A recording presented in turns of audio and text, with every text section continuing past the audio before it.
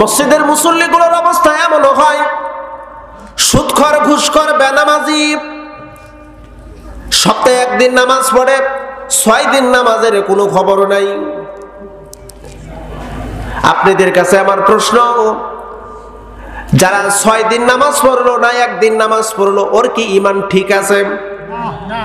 যারা আল্লাহর সাথে সরাসরি যুদ্ধ করলো, সুদ খেলো, আল্লাহর হাবিব বলেন যে ব্যক্তি সুদ খায়, ঘুষ খায়, সে যেন সরাসরি আল্লাহর সাথে যুদ্ধ করে।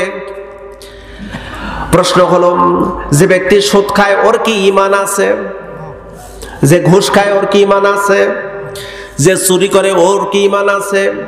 যে মিথ্যা কথা বলে, ওয়াদা খেলাপ করে, দুর্নীতি করে, চরিত্রহীন, এদের ঈমান নাই। এগুলো দিয়ে মসজিদ ভরপুর। ওই মসজিদ এয়ার কন্ডিশন যতই উন্নতি করেন, আপনার আমার লাভ নাই।